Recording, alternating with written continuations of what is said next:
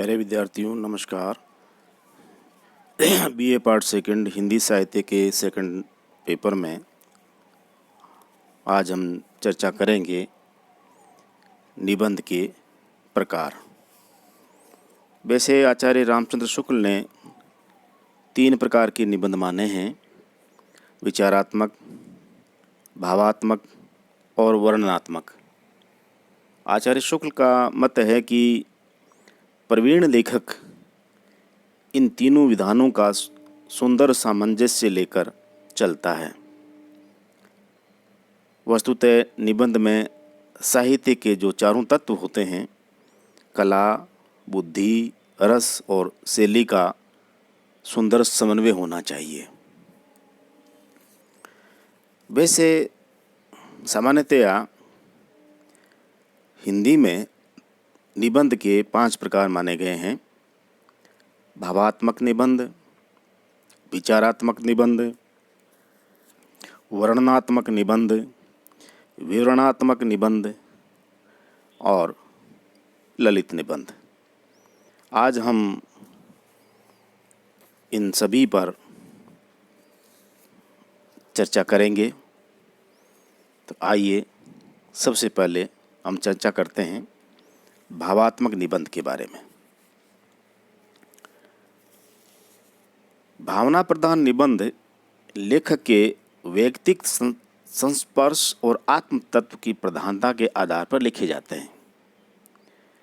इन्हें आत्मव्यंजक भी कहा जा सकता है।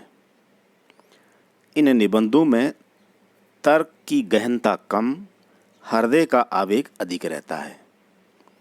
विषय के प्रति विशेष रागात्मकता और लेखकीय व्यक्तित्व का अंतर संयोजन स्पष्ट दिखाई देता है। लेखक का उद्देश्य भी भावाकुलता और रसोद्रेकता का पोषण करना होता है। कई बार इसी भावावेगमयी स्थिति में विषयांतर भी हो जाता है, यानी जो मूल विषय जिस पर निबंध लिखना शुरू करता है निबंधकार, भावावेश में कई बार उससे दूसरे विषय पर भी कलम चला देता है। किंतु काव्यात्मक शैली में प्रतीकमय बनाता हुआ पूर्वार्ध और उत्तरार्ध का समन्वय कर देता है।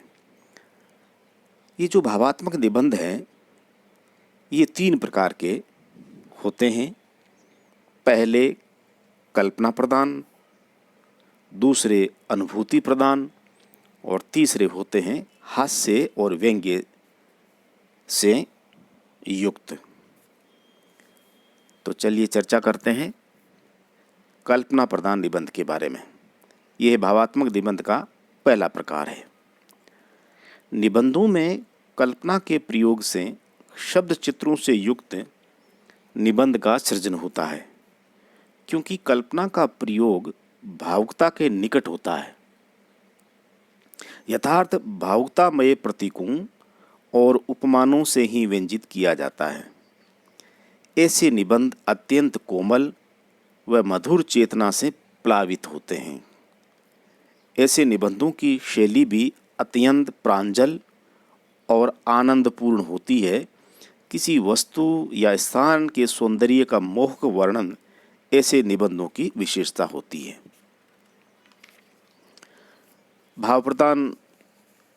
भावात्मक निबंधों में जो दूसरे प्रकार के निबंध है वो होते अनुभूति प्रधान। इस प्रकार के भावात्मक निबंधों में लेखक अपने अनुभवों की संवेदना को निबंध का विषय बनाता है। इसमें कल्पना का दबाव कम रहता है। अनुभूतियाँ तीव्र प्रतिक्रियात्मक होती हैं। किसी भी कार्य या घटना के संपर्क में आने पर कुछ तीव्र प्रतिक्रियाएं होती है और चेतना के पूर्व आग्रहों, स्थापनाओं और आकांक्षाओं को आंदोलित कर देती है। ये तीव्र स्मृतियाँ किसी विशेष मन स्थिति में पुनः ताज़ा हो जाती हैं। भावनाओं की तरलता निबंध रूप में प्रस्फुटित हो जाती है। अनुभूति प्रधान निबंधों में बिंबात्मकता प्रमुख होती है। भावात्मक निबंध का तीसरा प्रकार है हास्य व्यंग्य प्रधान। सरस निबंधों का लेखक ही हास्य व्यंग्य के छींटों के लिए भावों की अभिव्यक्ति करता है। हास्य और व्यंग्य एक और निबंध को मनोरंजक बनाता है, दूसरी ओर समाज की बुराइयों और अनैतिकताओं तथा कुरीतियों पर भी आक्षेप करके एक स्वस्थ वातावरण बनाने की चेष्टा करता है। भावानुभूतियों का ये तरीका कई बार लंबे प्रवचनों और आदर्शों की दुहाई से अधिक कारगर होता है। निबंध लेखन की आरंभिक अवस्था में कुरीतियों पर व्यंग्य करते हुए अनेक निबंध लिखे गए। प्रमुख रूप से पंडित प्रताप नारायण मिश्र, बाल मुकुंद गुप्त, चंद्रधर शर्मा गुलेरी जी आदि के नाम इस संबंध में उल्लेखनीय है। भावात्मक निबंधों की जो शैली है वो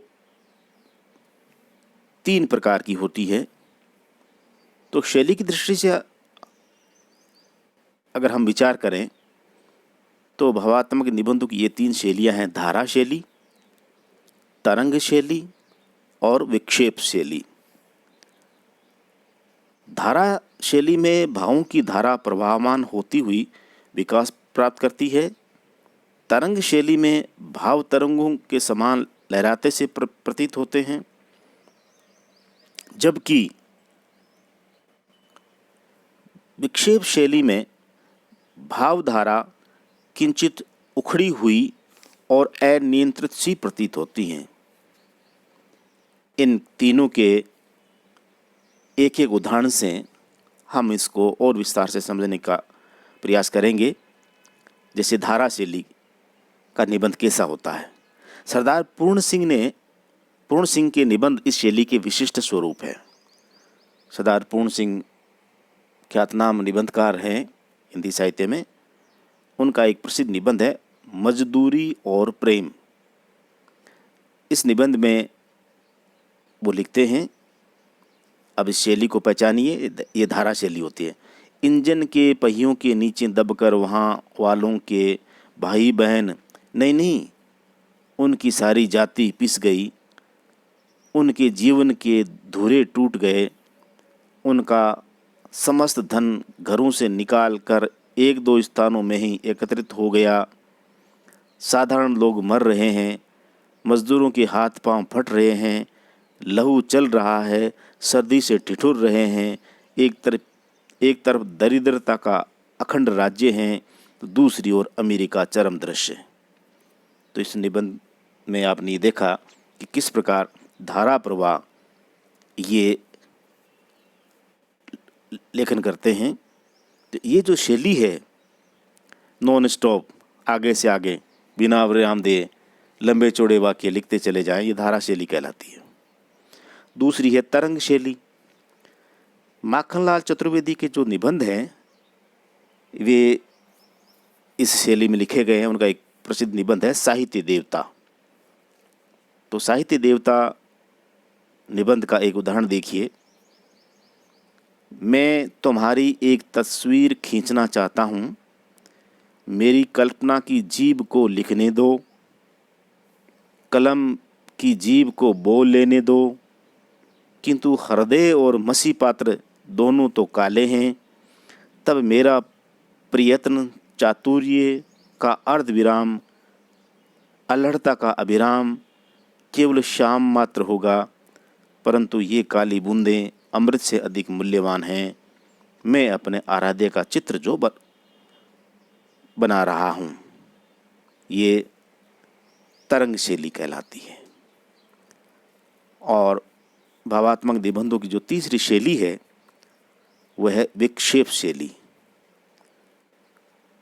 जैसा कि हमने पहले विचार किया था कि विक्षेप शैली में भावधारा कुछ उखड़ी उखड़ी सी होती है, अनियंत्रित सी होती है। पाठक को ऐसा लगता है जैसे निबंधकार को अपने भावों पर नियंत्रण नहीं है। वियोगी हरि के जो निबंध हैं उन्होंने उसमें इसके उदाहरण मिल जाते हैं। वियोगी हरि जी का एक निबंध है साहित्यिक चंद्रमा। इसका एक उदाहरण देखिए। हे मृगलांछन, पाप छिपाए नहीं छिपता, किसी न किसी दिन उजागर हो ही जाता है। करोड़ों वियोगियों का रुधिर पान करके तुम कुछ मोटे नहीं हो गए। घटते बढ़ने का असाध्य रोग भी दूर नहीं हुआ। हाँ, मुंह बेशक काला हो गया, तुम्हारा ये कलुष कलंक मरने पर भी न छूटेगा। मदिरा पान क्या बट्टे खाते में जाएगा? वियोगियों को जला देना क्या हंसी खेल है? अभी तो जरा सी कालिख लगी है, कुछ दिनों में मुंह काला हो जाएगा। तुम्हारी कालिमा पर भी कवियों ने कई कल्पनाएं की हैं। ये जो वियोगी हरि जी का निबंध है साहित्यिक चंद्रमा, इसका ये उदाहरण विक्षेप शैली का है। इस शैली में तर्क का अभाव और भावमयता का प्राधान्य होता है, यानी भाव प्रधान होते हैं। इसमें तर्क काम नहीं करेगा। भावावेग के अनियंत्रित हो जाने पर शैली प्रदाप के समान प्रतीत होने लगती है। निबंधों का जो दूसरा प्रकार है वह है विचारात्मक निबंध। पहला प्रकार आपने पढ़ा भावात्मक निबंध, दूसरा होता है विचारात्मक निबंध। भावात्मकता के विपरीत ऐसे निबंधों में तर्क, बुद्धि एवं विचार का प्राधान्य रहता है। ऐसे निबंध गंभीर, सुनियोजित एवं विश्लेषणात्मक होते हैं। ऐसे निबंध खंडन मंडन की प्रवृत्ति से भरपूर ज्ञान राशि का अद्भुत भंडार होते हैं।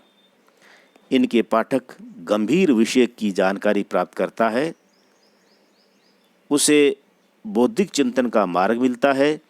अतः इन्हें चिंतन के क्षणों की अनुभूति कहा जा सकता है। विचारात्मक निबंधों में अनुभूतियों का व्यक्तिगत संस्पर्श बहुत क्षीण होता है, फिर भी संवेदनशीलता का होना आवश्यक है। भारतेंदु युग में विचारात्मक निबंधों के लिखे जाने के बावजूद भावात्मक निबंध अधिक लिखे गए, किंतु दिव्येदी युग में विचारात्मक निबंधों का प्राधान्य हो गया। यानी ये इस प्रकार के निबंध ज़्यादा लिखे जाने लगे, विचारात्मक निबंध, और निरंतर बौद्धिकता का विकास इनमें हो रहा है। विचारात्मक निबंधों के भी भेद किए जा सकते हैं, जिनमें प्रमुख 3 भेद हैं: आलोचनात्मक, विवेचनात्मक और गवेषणात्मक। हम अब इस पर विचार करेंगे, चर्चा करेंगे। विचारात्मक निबंधों की जो 3 प्रकार हैं। पहला आलोचनात्मक, इन्हें शुद्ध साहित्य कोटि में गिना जा सकता है। इस प्रकार के निबंध समीक्षा प्रदान होते हैं, जो कवियों और साहित्यकारों की रचनाओं का सम्यक परीक्षण करते हैं। विश्लेषण और तर्क का सहारा लेते हुए भी लेखक सहृदयता पूर्वक उन रचनाओं का पाठक को रसास्वादन करवाता है। अतः ऐसे निबंध सैद्धांतिक होते हुए भी नीरसता से बचने का प्रयास करते हैं। शुक्ल जी के छोटे निबंध मानस की धर्मभूमि, काव्य में प्राकृतिक दृश्य और चिंतामणि के कुछ अन्य निबंध इसी श्रेणी के हैं। विचारात्मक निबंधों का दूसरा प्रकार होता है विवेचनात्मक निबंध। ऐसे निबंध मुख्य रूप से गंभीर विषयों का चिंतन प्रस्तुत करते हैं। उस विषय के सभी पहलुओं पर विचार किया जाता है और उपर्युक्त तर्क देते हुए अपने विचारों और दृष्टिकोणों का प्रतिपादन किया जाता है। विवेचनात्मक निबंधों के अंतर्गत उपयोगी विषयों से संबद्ध राष्ट्रीय चेतना अथवा नैतिक आदर्शों से युक्त मनोवैज्ञानिक अथवा साहित्य शास्त्रीय निबंधों का गंभीर चिंतन किया जाता है। विवेचनात्मक निबंध मौलिक एवं लेखक की स्वतंत्र उद्भावनाओं के व्यक्तिगत रूप को अभिव्यक्त करते हैं। यद्यपि गंभीर विषय शुष्क प्रतीत हो सकते हैं, किंतु लेखक हास्य व्यंग्य का पुट देकर उन्हें सरस बना देते हैं। शुक्ल जी के मनोवैज्ञानिक निबंध इसी श्रेणी में रखे जा सकते हैं। उनका एक प्रसिद्ध निबंध है उत्साह। इसका एक उदाहरण देखिए। इस निबंध में आचार्य शुक्ल लिखते हैं, इस जमाने में वीरता का प्रसंग उठाकर वाग्वीर का उल्लेख यदि न हो तो बात अधूरी समझी जाएगी। ये वाग्वीर आजकल बड़ी बड़ी सभाओं के मंचों पर से लेकर स्त्रियों के उठाए हुए पारिवारिक प्रपंचों तक में पाए जाते हैं और काफ़ी तादाद में। विचारात्मक निबंधों का जो तीसरा प्रकार है वो है गवेषणात्मक निबंध। इस प्रकार के निबंधों का आधार अधिकांश प्राचीन ग्रंथ, इतिहास, धर्म, दर्शन संबंधी तथ्यों की खोज होता है। ऐसे निबंधों के लिए विस्तृत अध्ययन एवं अन्वेषण का होना जरूरी है। अपने मत के पोषण तथा दूसरे के मत का खंडन करने के लिए तार्किकता की आवश्यकता होती है। यह निबंध विद्वता के परिचायक होते हैं, अतः सामान्य पाठकों का मनोरंजन इनसे नहीं हो सकता। गुलेरी जी के निबंध गुलेरी ग्रंथ के प्रथम खंड में संकलित गंभीर एवं विद्वानों के लिए उपयोगी हैं। ये निबंध वैदिक युगीन स्थितियों और मान्यताओं पर प्रकाश डालते हैं। आचार्य हजारी प्रसाद द्विवेदी का निबंध भारतीय फलित ज्योतिष गवेषणात्मक निबंध की गणना में आता है। कुछ निबंध लेखकीय व्यक्तित्व की भावमयता का स्पर्श लिए होते हैं, अतः ऐसी गवेषणाएं साहित्य सृजन का रूप ग्रहण कर लेती है। तो प्यारे विद्यार्थियों, आज हमने निबंधों के जो विभिन्न प्रकार है 5, उनमें से 2 प्रकार के निबंधों के बारे में चर्चा की, भावात्मक निबंध और विचारात्मक निबंध। आज बस इतना ही। कल हम इसी चर्चा को आगे शुरू करेंगे और शेष बचे हुए जो 3 प्रकार है वर्णनात्मक, विवरणात्मक और ललित निबंध के बारे में बातचीत करेंगे। तब तक के लिए नमस्कार।